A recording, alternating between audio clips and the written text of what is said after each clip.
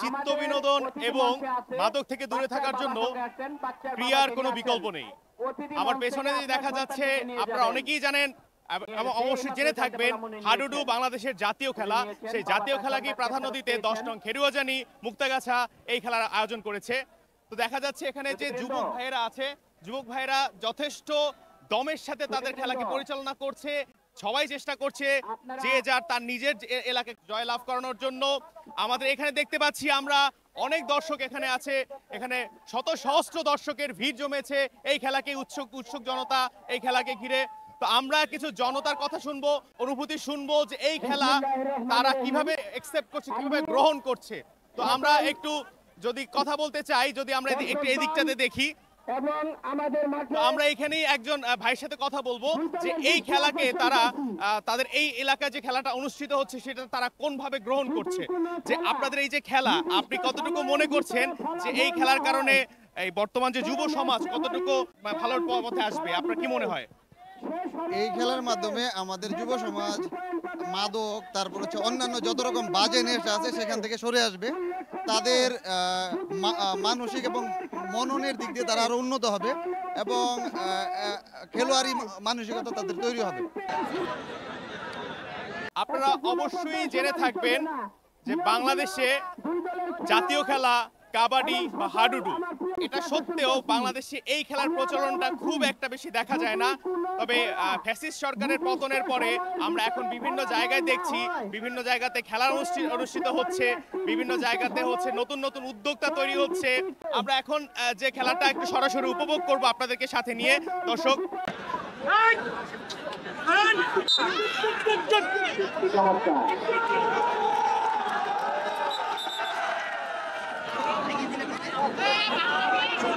আপনাদের মতো ড্যান্স দিতে দিতে চমৎকার, পায়ে মাটি পায় না।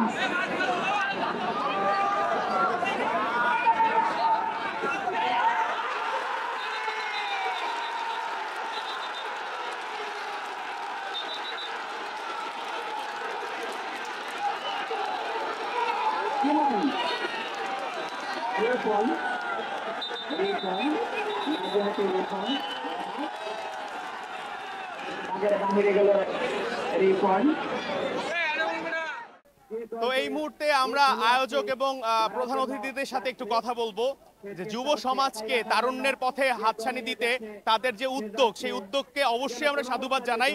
পাশাপাশি তাদের অনুভূতিকে আমরা একটু অবলোকন করব যে তারা আসলে এই খেলাকে কোনভাবে গ্রহণ করছে এবং এই খেলার মাধ্যমে কতটুকু রিকভার করতে পারছে, কতটুকু যুব সমাজকে প্রমোদের পথে বা যুবসমাজকে উন্নয়নের পথে নিয়ে আসতে পারছে।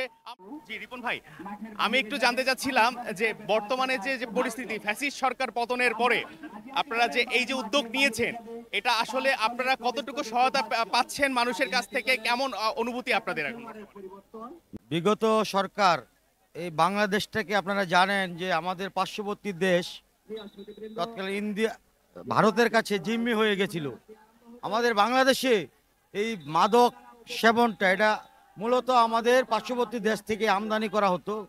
এই সরকারের মদতেই কিন্তু মাদকগুলা যুব সমাজ, ছাত্র সমাজ এবং তরুণ সমাজ এর মাঝখানে বিস্তার ঘটে যেত। আজকে এই খেলাধুলাগুলা যদি পর্যায়ক্রমে আমাদের সাবেক এই ফেসিবাদী সরকার ধরে রাখতো, তাহলে যুব সমাজটা এভাবে ধ্বংস হতো না। তারা পরিবারিক কেন্দ্রিক খেলাধুলা এবং বিভিন্ন পড়াশোনায় উদ্বুদ্ধ থাকতো। খেলাধুলা থাকলে হয় কি, একটা শারীরিক ব্যায়াম, শরীর চর্চা, তারপর মনের মাঝখানে থাকলে হয়তো আমাদের এই যুব সমাজটা এইভাবে ধ্বংস হতো না। বর্তমান আমাদের বিএনপি সরকার নয়, একটা অন্তর্বর্তীকালী সরকার। সরকারের কাছে খেলাধুলার প্রতি যাতে মনোযোগী হয়, আগামী যেই সরকারই আসুক, আমাদের বিএনপি আসুক বা জনগণের ভোটে যেই সরকার আসুক, খেলাধুলার মাঝখানে যদি একটা ক্রীড়া সংস্থা থেকে আমাদের ইউনিয়ন পর্যায়ে, উপজেলা পর্যায়ে কিছু অনুদান দিলে, খেলার সরঞ্জাম দিলে আমাদের ছেলেপেলেগুলা আগামী দিন ভালো হইতো আর কি, একটা খেলাধুলার মাঝখানে লিপিবদ্ধ থাকতো। ধন্যবাদ আপনাকে। জি ধন্যবাদ। আমরা জানতে পারলাম যে আমাদের শহর অঞ্চলে খেলাধুলার ক্ষেত্রে যথেষ্ট ফান্ডিং থাকলেও আমাদের গ্রাম অঞ্চলের যে গ্রামের ভাইয়েরা আছে তারা কিন্তু সঠিকভাবে সেই ফান্ডিং হোক বা সেই অনুদান হোক সেগুলো কিন্তু পাচ্ছে না। তো মূলত আমি এই মুহূর্তে আপনার কাছ থেকে জানতে চাচ্ছি খেলার বর্তমান আপডেট বা বর্তমান পরিস্থিতি কি, কোথায় কোথায় খেলা হচ্ছে এবং কারা কারা কি খেলছে এবং খেলার অবস্থা কি একটু যদি বলতেন। বর্তমানে আজকের যে খেলাটি অনুষ্ঠিত হচ্ছে সেটি আপনার মাইচাটি বনাম বন্ধগুলিয়া।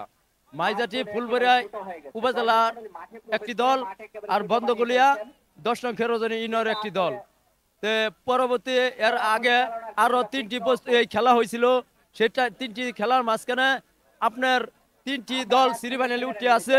আজকে যে দল বিজয়ী হবে সেই দলকে নিয়ে 4টি দল বিজয়ী হবে, বিজয়ী হওয়ার পর সেমিফাইনালে খেলা হবে। আমাদের পরবর্তী এই খেলা এই আমাদের উদ্বোধন কমিটি আছে, সেই কমিটির মাধ্যমে তাদেরকে সেমিফাইনাল খেলার টাইম জানাই দেওয়া হবে। ওই টাইম মোতাবেক আমাদের সেমিফাইনাল খেলার অনুষ্ঠিত হবে। জি ধন্যবাদ আপনাকে। তো দর্শক আপনারা জানতে পারলেন যে আমাদের এই বর্তমানে খেলার পরিস্থিতি কি অবস্থা দেখতে পাচ্ছি। সুশৃঙ্খলভাবে খেলা পরিচালিত হচ্ছে, আমাদের রেফারি খুব ভালোভাবে খেলাকে পরিচালনা করছে। আর আমার ডান সাইডে একটা টিম খেলছে, বাম সাইডে একটা টিম খেলছে। আমি একটু যদি আপনার কাছে জানতে চাই এই যে বাম সাইডের যে টিমটা এটার নাম কি আর ডান সাইডের টিমের নাম কি? এটা হলো বন্ধগলিয়া, এটা হলো মাইচাটি। যদি একটু জানতে চাই যে বন্ধগলিয়ার পরিস্থিতি কি বর্তমান খেলার এবং মাইচাটির পরিস্থিতি কি? বন্ধগলিয়া একটু পিছনে আছে, মাইচাটি একটু আগেই আছে।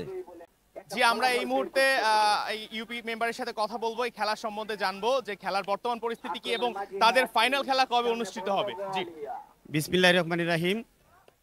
আসলে আজকে যে উক্ত খেলাটি অনুষ্ঠিত হচ্ছে মাঝিহাটি বনাম ভন্দগলিয়া, অত্যন্ত মনোমুগ্ধকর পরিবেশে অনেক জনসমুদ্রের সৃষ্টি হয়ে গেছে। আপনারা ইতিমধ্যে লক্ষ্য করেছেন।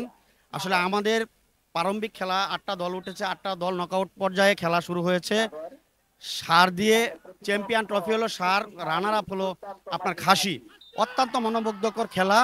এই খেলাটাতে এই বছর যেভাবে আমরা সম্পন্ন করছি অদূর ভবিষ্যতেও যাতে এ ধরনের খেলা আমাদের ইউনিয়ন বিএনপির তরফ থেকে আর আমাদের মুক্তাগাছার কর্ণধার, আপনারা জানেন ইতিমধ্যে মুক্তাগাছার কর্ণধার জনাব আলহাজ জাকির হোসেন বাবলু সাহেবের নির্দেশে আসলে গ্রাম অঞ্চলে যাতে প্রত্যন্ত গ্রাম অঞ্চলে যাতে খেলাগুলো আমরা প্রসার করতে পারি, এটা একটা দলীয় নির্দেশনাও আছে। পাশাপাশিভাবে আমরা স্বতঃস্ফূর্তভাবে চেষ্টা করছি যাতে গ্রাম বাংলায় যে হারিয়ে যাওয়া যে ঐতিহ্যগুলো আছে এই ঐতিহ্যগুলো ফিরিয়ে আনার জন্য আমরা বিএনপি পরিবার তথা জাকির হোসেন বাবলু সাহেব আমার ধানের শীষের কাণ্ডারি, ওনার নির্দেশনায় আমরা সকলে ঐক্যবদ্ধ।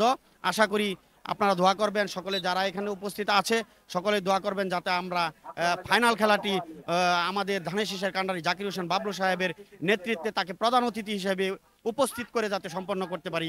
আপনাদের সকলকে ধন্যবাদ। আসসালামু আলাইকুম।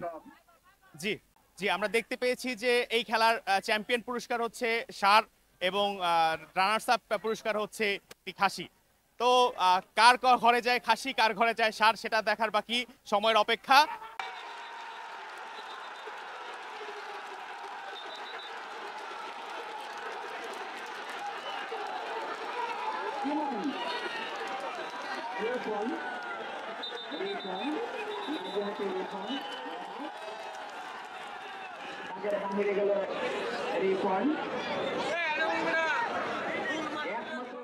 ধন্যবাদ সকলকে এতক্ষণ আমাদের সাথে থেকে এই খেলা এবং এই প্রতিবেদনকে উপভোগ করার জন্য। অবশ্যই বিনোদনের সাথে থাকবেন, সিকে টেলিভিশনের সাথে থাকবেন। আজকের মতন বিদায় নিচ্ছি, আমি সাব্বির মুন্না। ধন্যবাদ সকলকে।